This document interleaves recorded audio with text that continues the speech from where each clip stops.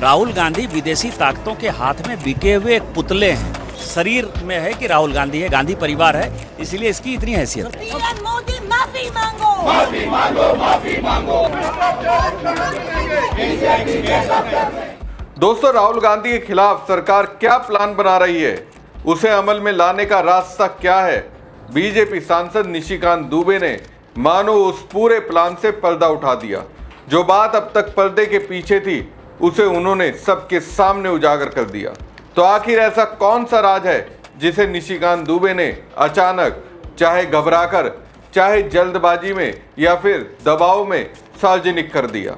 उनकी बात सुनने के बाद आप समझ जाएंगे कि आखिरकार सरकार राहुल गांधी से किस कदर परेशान है और उनसे निजात पाने के लिए किस तरह के नए नए प्लान बना रही है। नमस्कार दोस्तों, मैं हूं परवीन सानी। दोस्तों, आपने 2-3 दिन पहले राहुल गांधी के तेवर जरूर देखे होंगे, जब वो छात्रों के आंदोलन का समर्थन करने के लिए प्रधानमंत्री आवास के सामने प्रदर्शन करने पहुंच गए। उन्हें वहां से हटाने के लिए दिल्ली पुलिस को काफी मशक्कत करनी पड़ी थी। इससे पहले भी राहुल गांधी पेपर लीक के मुद्दे पर सरकार के खिलाफ लगातार आक्रामक रहे हैं और अब भी उनका वही रुख बरकरार है। भले ही छात्रों का प्रदर्शन खत्म हो गया हो, भले ही सरकार ने आंदोलनकारी छात्रों को किसी तरह आश्वासन दिया हो, हालांकि सरकार की ओर से छात्रों से किए गए कई वादों पर अब तक पूरी तरह अमल नहीं हुआ है, लेकिन राहुल गांधी का सरकार के खिलाफ आक्रामक रुख अभी भी जारी है। ऐसा लगता है वो किसी भी कीमत पर इस मुद्दे को छोड़ने या सरकार को माफ करने के मूड में नहीं है। कुछ दिन पहले वो छात्रों के समर्थन में प्रधानमंत्री आवास की तरफ मार्च करने पहुंचे थे। वहां पुलिस ने उन्हें और दूसरे नेताओं को आगे बढ़ने से रोक दिया। इस घटना की तस्वीरें और वीडियो भी सोशल मीडिया पर काफी वायरल हुई। उसके बाद भी राहुल गांधी लगातार सरकार पर सवाल उठा रहे हैं। पेपर लीक के मुद्दे पर भी राहुल गांधी लगातार कह रहे हैं कि छात्रों के साथ न्याय होना चाहिए और दोषियों के खिलाफ सख्त कार्रवाई होनी चाहिए।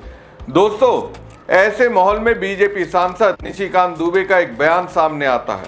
उनके इस बयान के बाद राहुल गांधी के खिलाफ बीजेपी का सीक्रेट प्लान एक तरीके से लीक हो गया।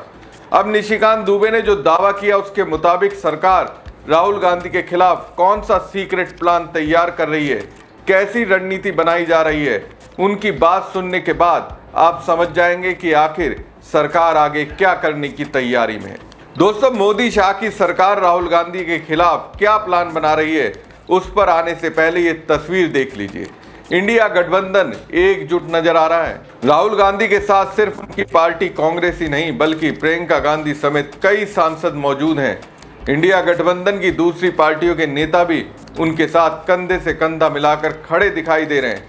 खासकर इस वीडियो में आप देख सकते हैं कि 2027 के चुनाव से पहले 2026 में किस तरह राहुल गांधी और अखिलेश यादव एक दूसरे के साथ मजबूती से खड़े नजर आ रहे हैं। पीएम मोदी माफी मांगो, माफी मांगो, माफी मांगो। अमित शाह माफी मांगो, माफी मांगो, माफी मांगो। इस्तीफा दो, इस्तीफा दो, इस्तीफा दो। इस्तीफा तुमको देना होगा, देना होगा, देना होगा। अमित शाह इस्तीफा दो, इस्तीफा दो, इस्तीफा दो। इस्तीफा तुमको देना होगा, देना होगा, देना होगा।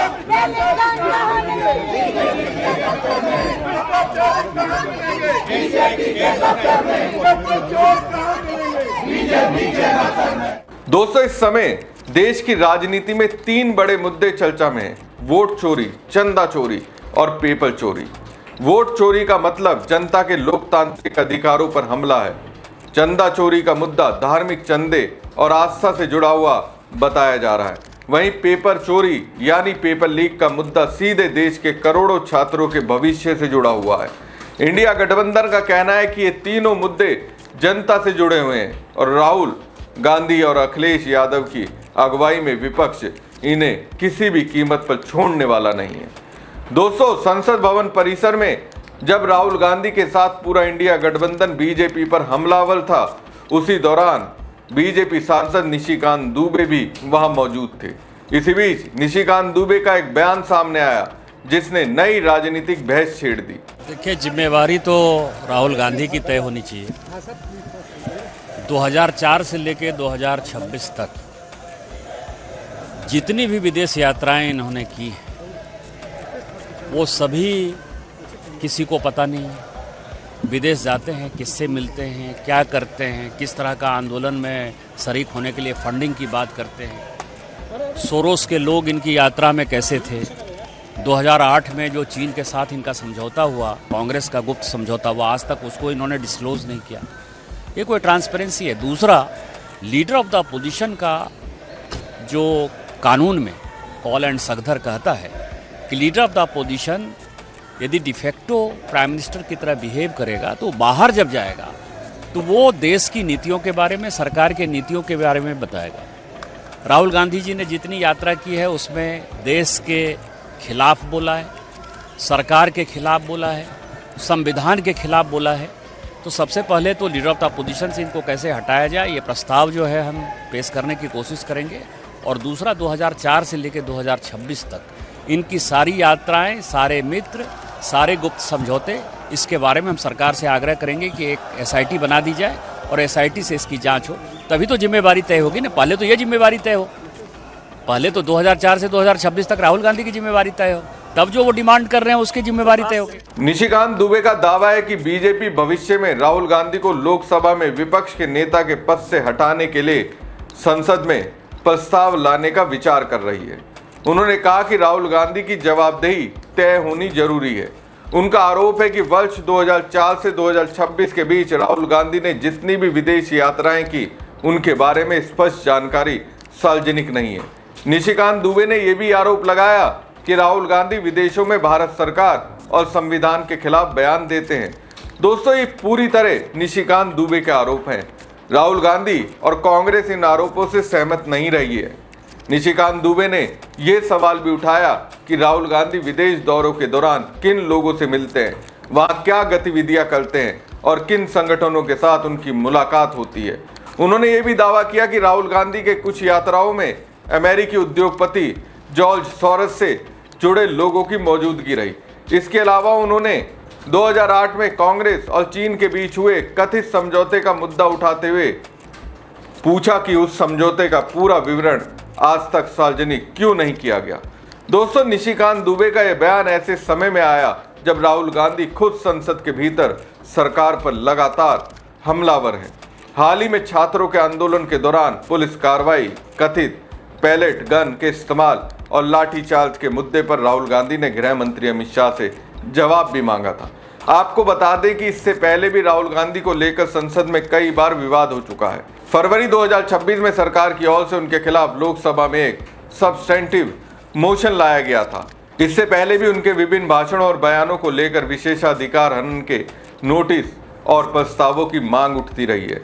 बजट सत्र के दौरान बीजेपी सांसद निशिकांत दुबे ने लोकसभा में नियम 352(5) और 353 के तहत राहुल गांधी के खिलाफ एक सब्सटेंटिव मोशन पेश किया था। उस प्रस्ताव में राहुल गांधी पर सदन को गुमराह करने और देश की छवि धूमिल करने का आरोप लगाते हुए उनकी सदस्यता रद्द करने और भविष्य में चुनाव लड़ने पर रोक लगाने की मांग की थी। तो दोस्तों, राजनीति में एक पुरानी कहावत है, जिस नेता पर सबसे ज्यादा हमला होता है अक्सर वही नेता सबसे बड़ी राजनीतिक चुनौती भी माना जाता है। आज अगर राहुल गांधी के हर बयान का जवाब देने के लिए बीजेपी के बड़े बड़े नेता मैदान में उतर रहे हैं, अगर संसद के भीतर उनके भाषणों पर सबसे ज्यादा हंगामा होता है, अगर उनके हर दौरे, हर प्रेस कॉन्फ्रेंस और हर आंदोलन पर तुरंत राजनीतिक प्रतिक्रिया आती है, तो ये इस बात का संकेत है कि राहुल गांधी अब भारतीय राजनीति के केंद्र में है, जहां कभी पीएम मोदी हुआ करते थे। आज जब पेपर लीक का मुद्दा उठता है, राहुल गांधी सामने दिखाई देते हैं। छात्रों का आंदोलन होता है तो राहुल गांधी वहां पहुंचते हैं। संसद में सरकार को घेरना हो तो राहुल गांधी सबसे आगे खड़े दिखाई देते हैं। इसलिए कहीं ना कहीं दोस्तों, मुझे लगता है राहुल गांधी कांग्रेस और इंडिया गठबंधन का चेहरा है। सोचिए दोस्तों, अगर राहुल गांधी का राजनीतिक असर नहीं बढ़ रहा होता तो उनके हर बयान पर इतनी तीखी प्रतिक्रिया क्यों आती, उनके खिलाफ बार बार राजनीतिक और संसदीय कार्रवाई की चर्चा क्यों होती, आखिर उनकी हर गतिविधि राष्ट्रीय बहस का विषय क्यों बन जाती है। यही वो सवाल है जिसने निशिकांत दुबे के बयान को भी चर्चा के केंद्र में ला दिया, क्योंकि जब विपक्ष के नेता को हटाने की संभावनाएं जैसी बातें सार्वजनिक मंच पर कही जाती है तो स्वाभाविक रूप से राजनीतिक बहस तेज होती है। ऐसे में सवाल उठता है कि क्या ये सिर्फ एक सांसद की राय है या फिर एक व्यापक राजनीतिक सोच की झलक। इसका जवाब समय देगा। लेकिन एक बात साफ दिखाई देती है, राहुल गांधी से बीजेपी डरी हुई है। राहुल गांधी इंडिया गठबंधन की ओर से सरकार के खिलाफ जब मुद्दों को छूते हैं तो मेरा मानना है सरकार की धड़कनें बढ़ती हैं। वो मुद्दे चाहे छात्रों के सवाल पर हो, बेरोजगारी पर हो, चुनाव प्रक्रिया पर बहस हो या संसद के भीतर सरकार से जवाब मांगने का मुद्दा, राहुल जवाब सरकार से मांगते हैं। सरकार के पास मुझे लगता है उसका जवाब नहीं होता। अब जवाब और जवाबदेही दोनों से बचने के लिए शायद सरकार राहुल गांधी को विपक्ष के पद से हटाने की तैयारी कर रही हो। हमारी खबर आपको कैसी लगी कमेंट बॉक्स में कमेंट करके जरूर बताएं। साथ ही पेज को लाइक और खबर को ज़्यादा से ज़्यादा शेयर कीजिएगा। धन्यवाद।